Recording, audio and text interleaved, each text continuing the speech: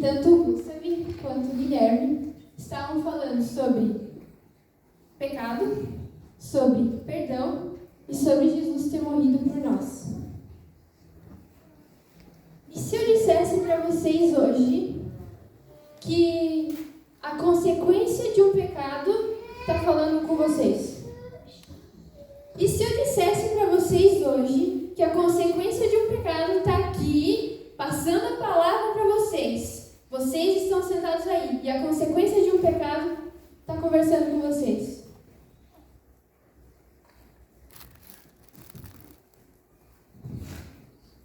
Deus, Ele usa as pessoas dessa maneira. E Deus costuma usar os nossos, até mesmo os nossos erros, para o propósito dele. Um exemplo disso é José. Vocês conhecem a história de José? Vocês podem abrir a Bíblia de vocês, lá em Gênesis, no capítulo 37.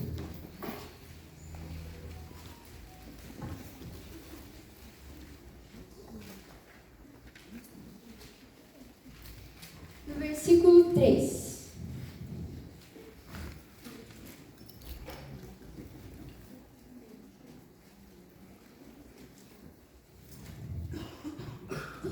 Ali diz: Ora, Israel gostava mais de José do que qualquer outro filho, porque ele havia nascido em sua velhice.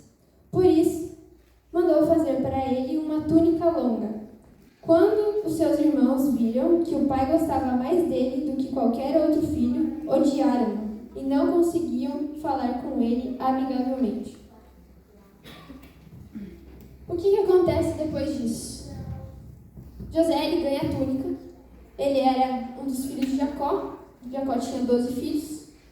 E os irmãos começam a ter inveja de José. Eles queriam ser iguais a ele. Eles queriam ter o amor, essa apreciação que José tinha. Então, o que os irmãos dele fazem? Pegam ele, batem nele, jogam ele dentro de um poço e ainda vendem ele para o Egito. E o que aconteceu com José? Virou governador do Egito. Então, para pensar. Se você tem irmão, pensa. Os teus irmãos pegarem você, baterem em você, rasgarem, quebrarem o presente que seu pai te deu e ainda te venderem para outro lugar. Deus, ele usou o erro deles para o propósito dele. Em Gênesis, capítulo 50.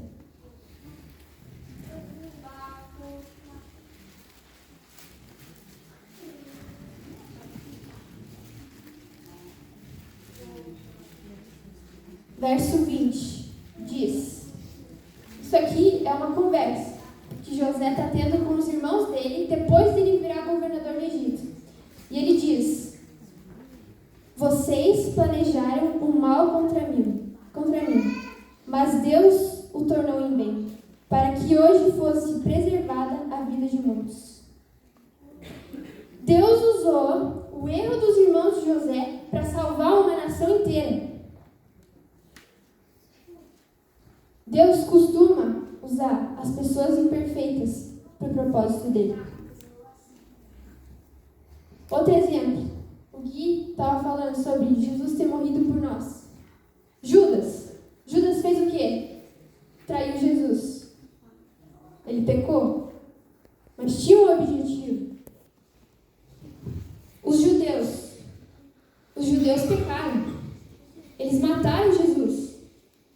Os 10 mandamentos tem lá: não matarás.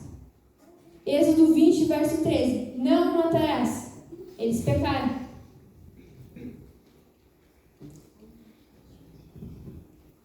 É possível ver o quanto Jesus usa a gente. Mas agora vamos voltar para a minha pergunta. Se eu dissesse para vocês que a consequência de um pecado está aqui falando com vocês agora, será que está certo?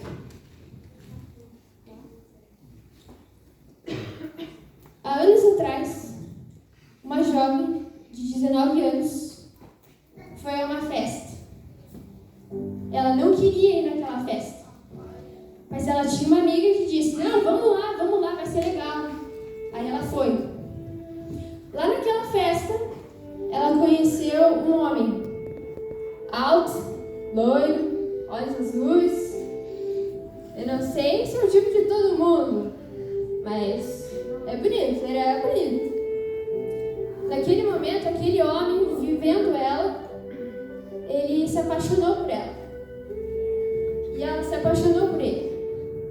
E eles começaram um relacionamento. Uma semana depois, mais ou menos, eles descobriram que eles trabalhavam na mesma empresa. Ele era encarregado e ela era trabalhadora daquele setor. Só que tinha um problema. Aquele homem era casado.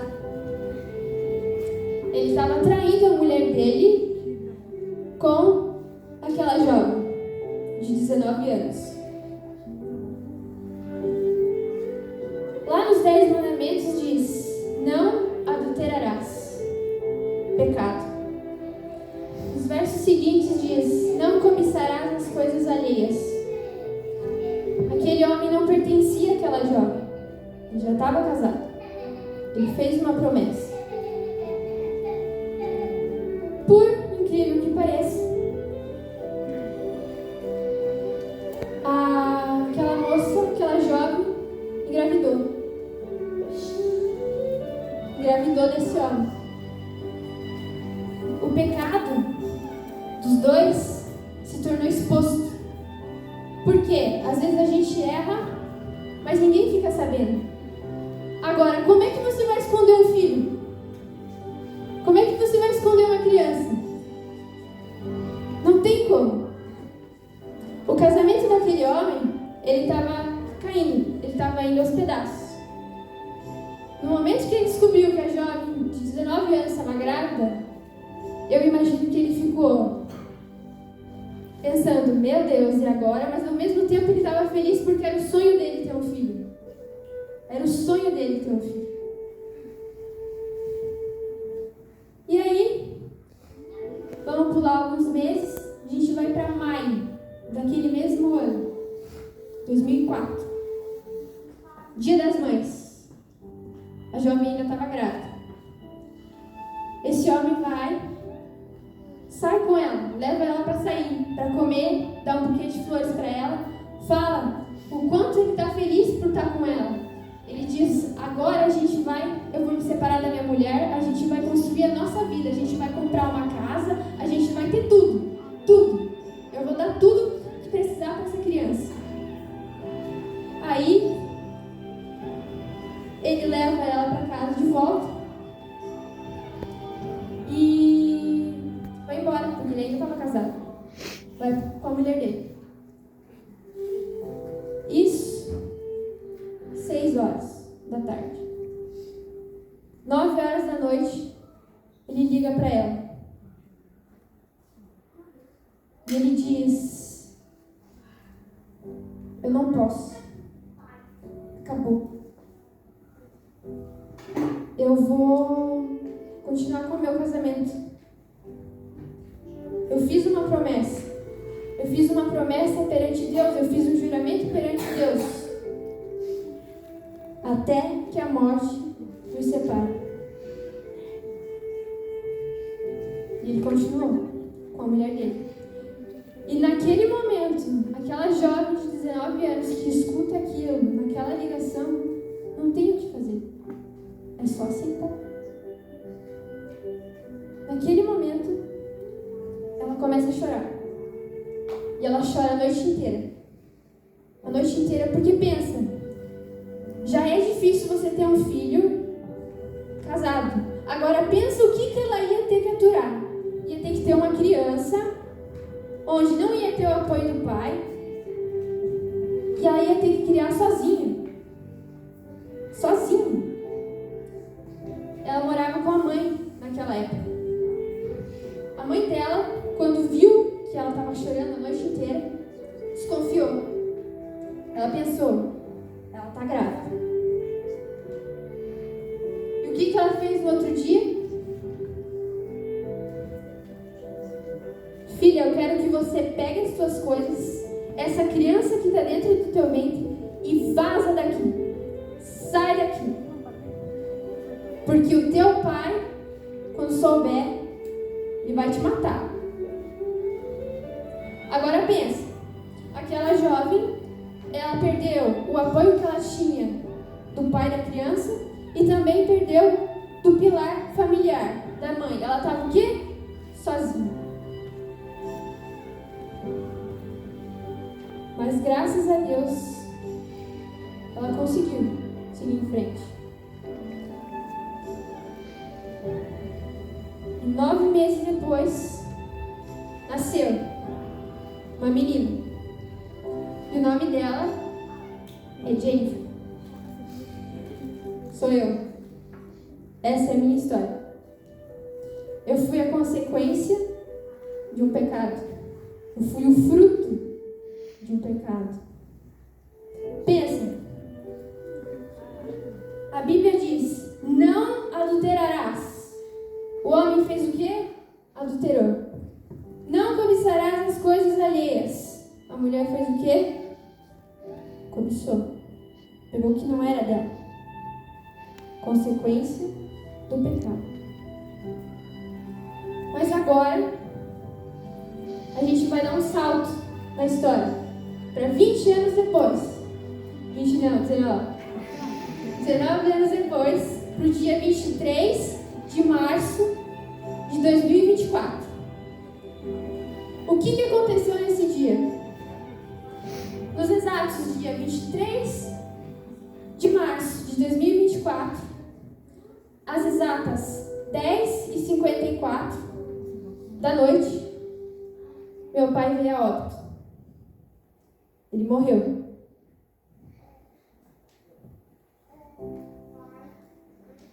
Eu fiquei sabendo no outro dia, no domingo, eu já estava dormindo, com uma mensagem da minha irmã que dizia: oi, o pai faleceu.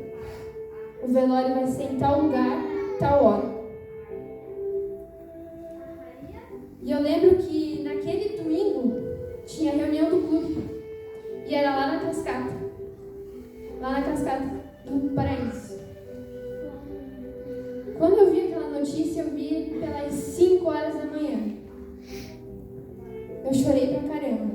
Eu chorei porque, por mais que ele não fosse o melhor pai do mundo, ele nunca deixou faltar nada. Nunca. E eu chorei. Depois que eu já estava mais estabilizada, eu entrei no quarto da minha mãe e eu disse para ela: mãe, você ficou sabendo da notícia? A minha mãe estava toda descabelada na cama. E aí ela disse: não, o que deu? Eu falei: o pai faleceu. Naquele momento, eu pude perceber que, por alguma razão, ela ainda tinha um sentimento muito grande por ele. Porque ele era alguém que ela podia contar. Caso algo desse errado, ela podia contar com ele. E naquele momento aquilo tinha acabado, tinha se encerrado. Agora, literalmente, sozinha. Eu chorei e eu abracei ela. E daí ela falou assim: mas você não vai no negócio do clube, né? Eu falei: não, eu vou. Mas eu nunca contei pra ela o motivo. E pra ninguém. A cascata do Paraíso é um dos únicos lugares que eu tenho uma memória afetiva com o meu pai. Então, enquanto a gente estava subindo com o clube, alguns perceberam que eu estava meio aquada, que eu estava meio triste. Tanto que me perguntaram: tá tudo bem com você? Eu falei: tá tudo bem. Falei: tá tudo bem. Mas enquanto a gente subia, eu estava lembrando do meu pai, eu estava lembrando das minhas irmãs, do resbalão que a Heloísa deu. Eu estava lembrando de como é bom se sentir tendo um pai. Ter um pai que faz a função do pai, de cuidar do filho. E eu nunca contei pra ninguém do clube, vocês estão sabendo, todo mundo agora. Quando eu voltei da reunião do clube, eu fui pra casa. E a minha mãe falou assim, que horas você vai no velório? Eu falei, mãe, eu não vou no velório. Ela falou, não, você vai. Eu falei, eu não quero ir no velório, eu não vou no velório, eu odeio o velório, eu não vou. Ela falou, não, você tem que ir, é teu pai. Eu falei, mãe, eu não quero ir. Eu não quero ir porque lá eu não vou me sentir bem. A família do meu pai é uma família desconhecida para mim. Uns nem sabem que eu existo lá. Eu falei, mãe, eu não quero ir. E ela falou, você vai. Você vai, porque é seu pai e você vai se arrepender. Então eu fui. No momento que eu entrei no velório, eu vi o corpo do meu pai lá. Eu consigo imaginar, eu consigo ver agora. E naquele momento, eu vi todas as pessoas lá e pude entender que o meu pai, ele não era só o meu pai. Ele era irmão de alguém. Ele era amigo de alguém. Ele era filho de alguém. Ele era marido de alguém. E todos eles estavam lá. Todos eles sentiam, eu pude ver o quanto o meu pai era amado por todos eles. Então,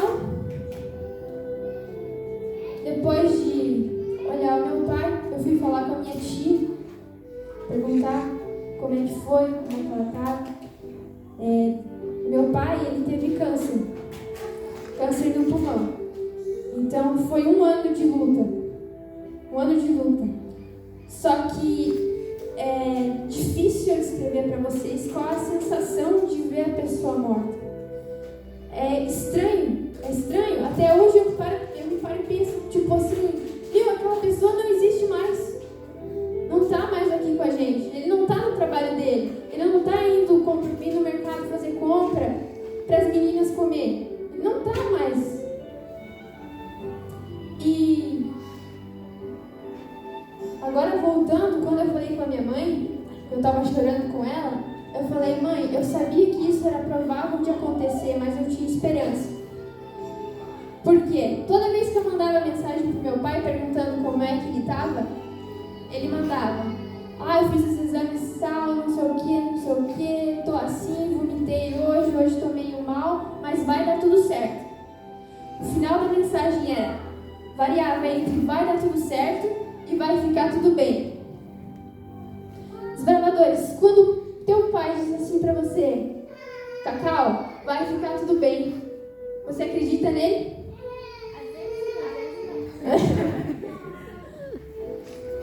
A gente confia, porque é o nosso pai. Só que isso era uma coisa que ele não podia controlar. Então, lá no velório do meu pai, eu senti que eu precisava conversar com a minha madrasta. Eu nunca me dei bem com ela. Por quê? Ela se mostrava muito fechada. Ela não falava comigo. Isso era uma das coisas que me fazia sentir mal de ir na casa do meu pai. Eu não me sentia bem lá, porque eu não me sentia bem-vinda lá. Por quê? Porque pro meu pai, eu fui um erro que ele teve que carregar a vida inteira. Então ele continuou casado, mas eu sou um erro que ele teve que carregar a vida inteira. Então, eu não me dava muito bem com ela. E eu não conversava com ela. Eu acho que, quando eu fui falar com ela, eu acho que, se duvidar, foi a terceira vez que eu me dirigi a palavra a ela. Em todos esses anos. Terceira vez que eu me dirigi a palavra a ela. Para vocês terem uma noção de como era a relação. Eu cheguei para ela e falei, Rosicléia, eu só tenho uma coisa para te dizer. Obrigada. Obrigado por ter cuidado do meu pai. Obrigado por ter perdoado o erro que ele fez. Obrigado. Eu falei assim, eu de verdade, eu te admiro. Te admiro por tudo que você passou, por tudo que você fez. E ela me disse: Jennifer, eu nunca tive nada contra você. É o meu jeito. Eu sou assim. Eu sou fechada. E o que aconteceu com você não foi culpa sua. Aquilo foi um erro que os seus pais não souberam lidar. Um erro que os meus pais não souberam lidar. Eu saí de lá, voltei pra casa, contei pra minha mãe. Falei: mãe, eu falei pra minha madrasta. E ela olhou assim pra mim: você falou o que com ela? Eu falei: mãe, eu não sei, eu senti que eu tinha que conversar com ela, eu conversei. E aí ela perguntou o que minha madrasta tinha falado. E ela falou assim: mãe, ela falou que tudo que aconteceu foi um erro. Um erro que vocês não souberam lidar. Falei pra minha mãe, foi um erro que vocês não souberam lidar. Minha mãe naquele momento me olhou assim: essa mulher não sabe de nada. O que você foi falar com ela? Por que você foi falar com ela? E ela me perguntava: por que você foi falar com ela? Eu falei: mãe, eu não sei. Mas hoje eu sei, mãe. Então hoje você vai ter a resposta dessa pergunta. Deus, Ele é poderoso. Eu fui a consequência de um pecado, de certa forma. Mas lá em Salmos 139,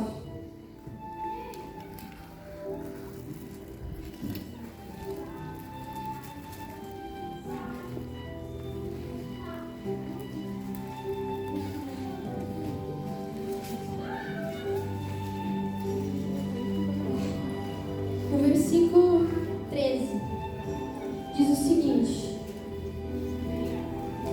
tu criastes o íntimo do meu ser e me teceste no ventre da minha mãe. Deus queria que fosse assim. Ele queria que fosse dessa maneira. O verso seguinte diz: eu te louvo porque me fizestes de modo especial e admirável. Especial e admirável.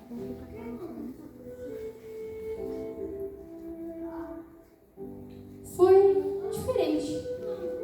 diferente da maioria, mas não deixa de ser especial e admirável. No verso seguinte diz: tuas obras são maravilhosas. E eu digo isso com convicção.